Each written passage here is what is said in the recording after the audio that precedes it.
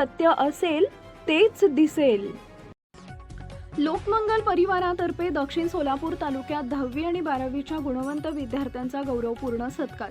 लोकमंगल परिवारातर्फे दक्षिण सोलापूर तालुक्याचे लोकप्रिय आमदार तथा माजी सहकार मंत्री सुभाष बापू देशमुख यांच्या संकल्पनेतून 10वी व 12वीच्या परीक्षेत घवघवीत यश संपादन केलेल्या सर्व गुणवंत विद्यार्थ्यांचा नुकताच विशेष सत्कार सोहळा आयोजित करण्यात आला. या कार्यक्रमात यशस्वी विद्यार्थ्यांचा शाल, फेटा, गुलाब पुष्प आणि सन्मान चिन्ह देऊन गौरवपूर्ण सत्कार करण्यात आला.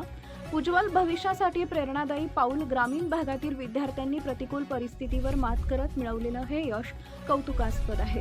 विद्यार्थ्यांच्या या यशाचं कौतुक करून त्यांना पुढील शिक्षणासाठी प्रोत्साहन देणं हाच या सत्कार सोहळ्याचा मुख्य उद्देश होता.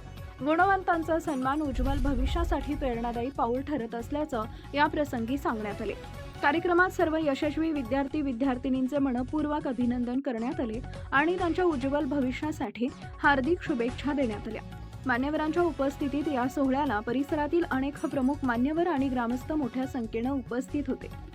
यामध्ये प्रामुख्याने लोकमंगल नागरी सहकारी पतसंस्थेचे संचालक रेवणसिद्ध वनमाणे, ग्रामपंचायत सदस्य सुधाकर वनमाणे, सल्लागार नुरुद्दीन मकानदार, जिल्हा परिषद मुख्याध्यापक मुत्तप्पा कोळी, सरपंच हनुमंत बारगंडे यांच्यासह दयानंद अटकर, राजकुमार घोडके, धुळप्पा घोडके, खाजालाल कोरगू, राजकुमार टेळे, भालचंद्र रखटे, संजय बनसोडे, जहीर पटेल, रेवप्पा कोळी, रेवणसिद्ध माशाळे, बिरप्पा बन्ने आणि अमीर मकानदार उपस्थित होते.